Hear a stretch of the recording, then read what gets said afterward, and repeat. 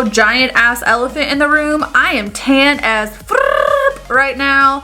I just got spray tan yesterday, so like 100% my face and my body do not match. I just don't own a foundation color that is this color that's like on my chest, and I didn't want to not film, but I typically never film the day after a spray tan, so I don't know, try to love me through it. Today we are doing a look using the Melt Rust Stack. This is the Rust Stack. That is hard to say and like enunciate. I don't know what has taken me so long to actually purchase something from Melt Cosmetics, because from like day one, since the very first second I used Instagram years ago, Laura Arellano, if that's how you pronounce her name, sorry if I'm wrong, is like my favorite person on Instagram, like even outside of, you know, Instagram artists. Like she's just an amazing artist altogether. I love her style. I love the products they've created. I just finally bit the bullet and tried some. But these orange, rusty, grungy colors are just, oh, my favorite kinds of colors to work with. I love them. I love this little stack, this little palette. I guess you could call this a palette. I love this. I highly recommend it. The formula is really, really nice. And as far as I know, they are definitely cruelty free, and I think they're vegan. I could be wrong, but I think they are. If you're wondering if you should pick one of these up, I would say if you're not like a serious makeup enthusiast, if you have like a collection you're happy with, then you don't need these. They are neutrals. You want to get these for the formula. If anything else, the formula is gorgeous, and they actually do have a lot of really cool colors.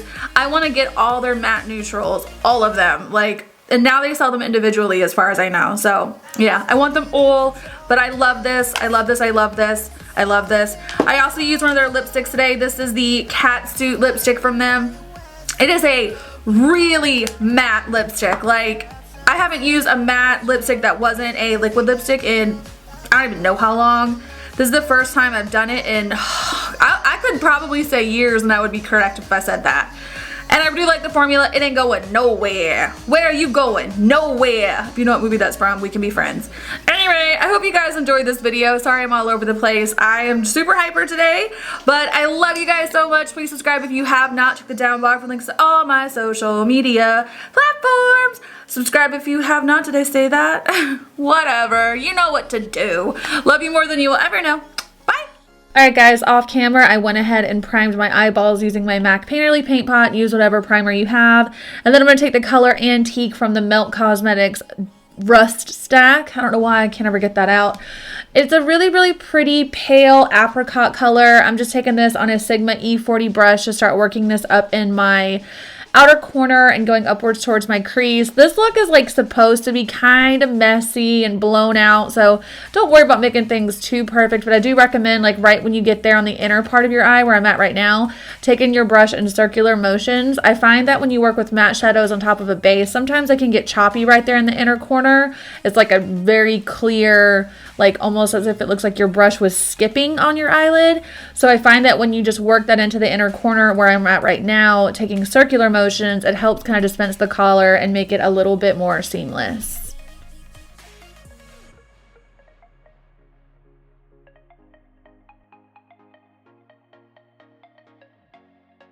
Next, I'm going to go in with the color Rubbish, same stack, the Rust Stack from Melt Cosmetics. This color reminds me a lot of Uninterrupted from MAC, Desert Sands from Makeup Geek. I think a lot of companies are coming out with these really pretty Dijon mustard shades, but I'm basically doing the exact same thing that I did with the color before. I'm just taking it on a brush and working it on the outer corner and moving up slightly right underneath where I laid down the first color, taking that brush and circular mushrooms. Come on, Whitney. Circular motions. When you get to the inner, you can tell I'm hungry. When you get to the inner part of your eye, you can just give it a little swirl-a-rooski up there, and it should blend it out and make sure you don't have any choppiness. But I kind of built this shade up a few times. I really wanted it to be super smoky and just, I don't know, really kind of messy and grungy looking. So yeah, make sure you blend your colors, and every time I finish blending my shades where I want them to go, I will go in with a bigger brush with no additional product just to kind of soften it up and make sure my edges are smooth. Then I'm going in with the color Rust. This one is kind of similar to like a Makeup Geek Cocoa Bear or a MAC Brown Script. I just think it's got a little bit of a different tone. They're similar, like I said, but it's just a little bit different in those colors. I really do like it. I applied this with an even smaller brush than I've used up until this point, and I'm still going to go in and blend it out with a bigger brush just to make sure it's nice and seamless up in my crease. After I get it built up to the desired intensity that I want it to be, I blend it out with a bigger brush. I mean, I tell this kind of gets to be repetitive after a while. I just like to include the footage of me doing all of this work on the crease, just so you guys have an understanding of kind of all the blending and building that it takes in order to get a nice seamless look. But take your time and blend out with bigger brushes as you go. You can make this as dark or as light as you want it to be. But like I said before, I wanted this to be really, really smoky.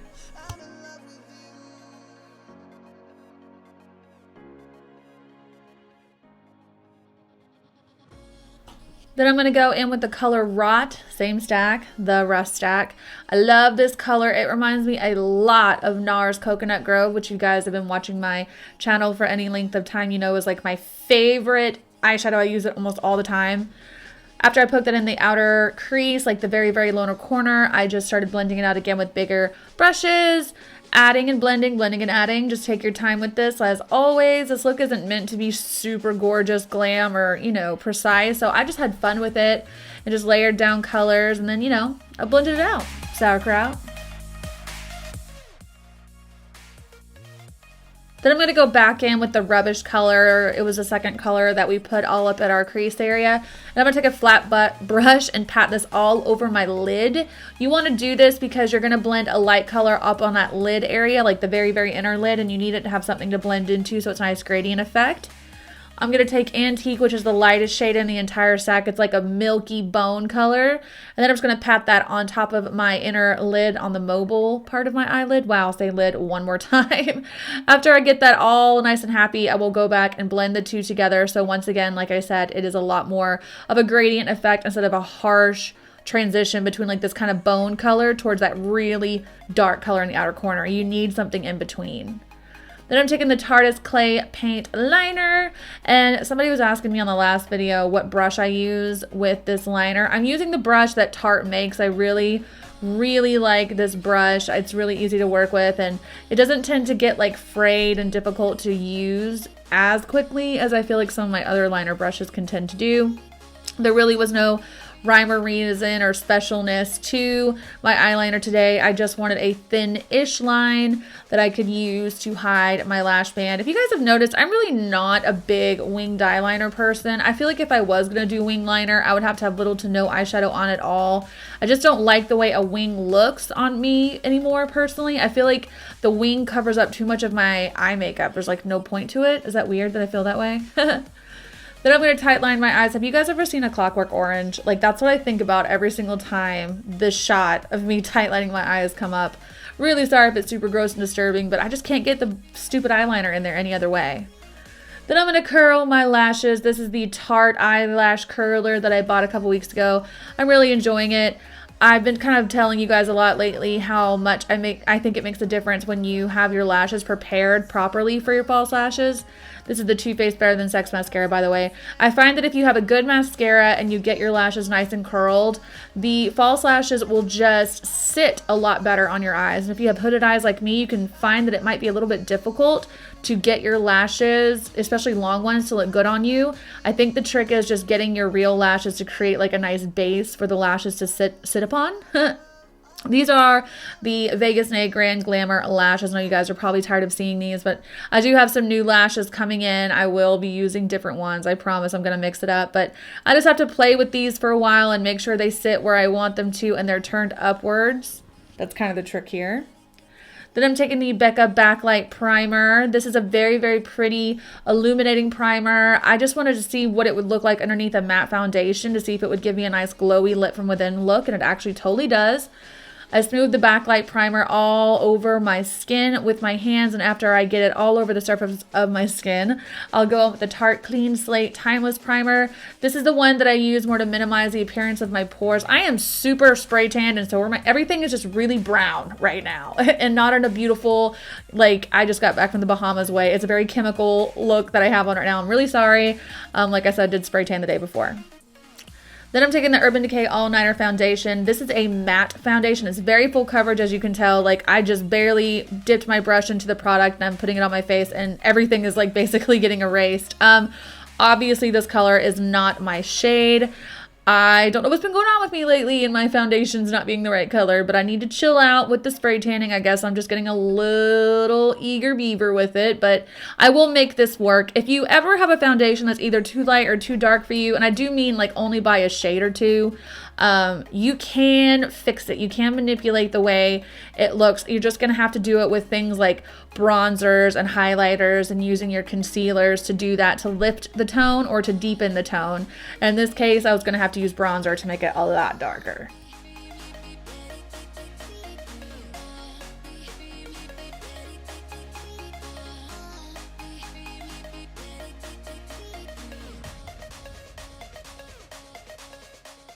Then I'm going to go in with the Tarte Shape Tape concealers. I mix two shades together. I have medium and I have light.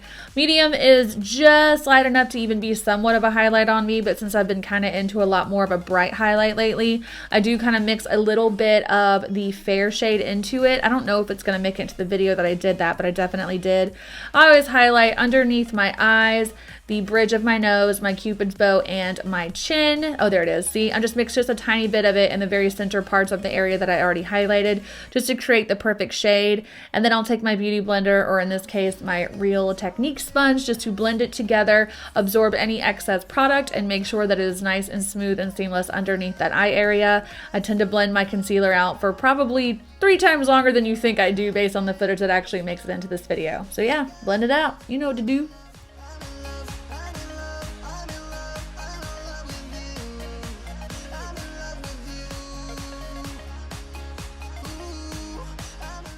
Then I'm going to take my Kat Von D Shade Light palette. Have you guys picked up the refillable one? I don't know if I'm going to, or should I just get the refills? Like, how is that working? I just want to know how it's going for everybody. Anyway, yeah, I'm just going to set the areas of my face that I highlighted with the yellow shade in that palette. Because I'm so tan, it would be weird if I used the more pinky beige one. It just wouldn't work right. All right, get it, girl. All right, all right. Then I'm going to go in with the Make It Forever Pro Bronze Fusion Bronzing Powder. I put on a shit ton of this. I kind of had to in order to make my foundation like at least somewhat seem as if it is the same color as the rest of my body. So as I said before, depending on what situation you may find yourself in, whether like your foundation's a little too light or a little bit too dark, just manipulate your other complexion products to achieve the desired tone and finish that you want. And in this case, like I said, I needed it to look a little bit darker, so I just bronzed the perimeter of my face like my life depended on it. So yeah, that's what's happening here.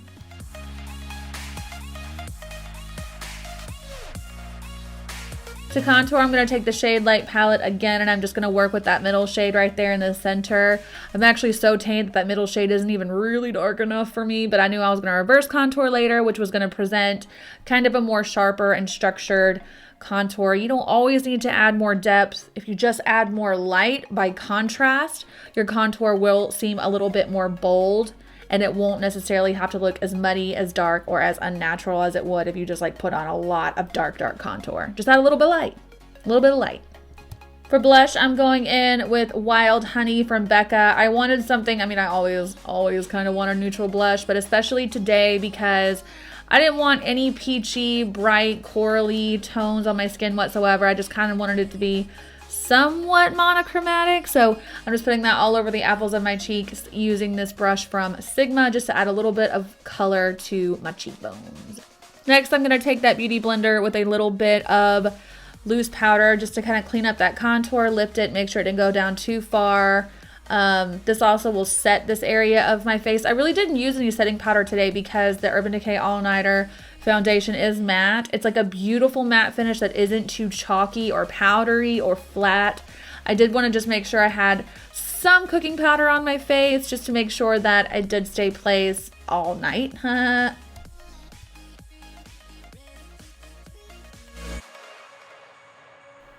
Now I'm going to contour my nose. I really didn't even know if I should put this in the video just because I kind of feel like it's not necessary to go in every single one, but when I zoom in to do my under eye area, you're going to notice that there's contour powder all over the center of my face, and I figured I'd explain myself. So I'm just contouring my nose with a little bit of a contour powder. I really try to keep it only in the areas that I think need to be slimmed, which is the tip of my nose.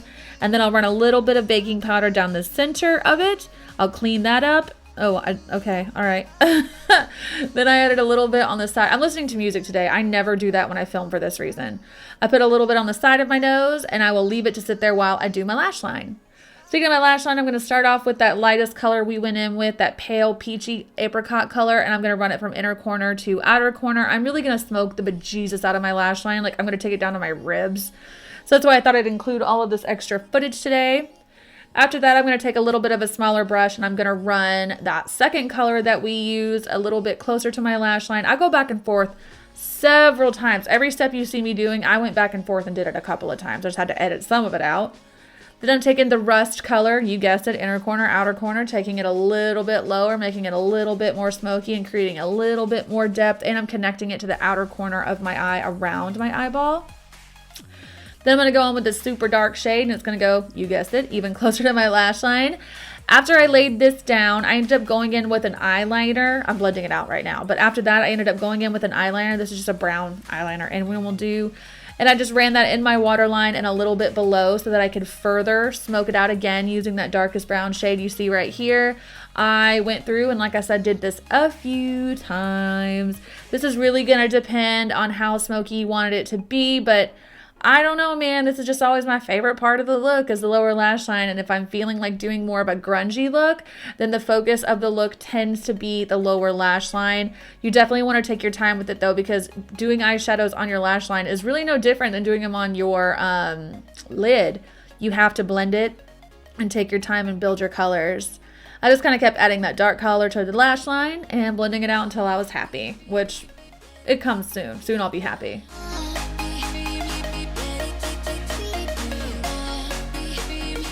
After I got done putting all of that dark color on my lash line, I went back one more time with that warm red brown shade just to blend out the edges and make sure that it was nice and soft.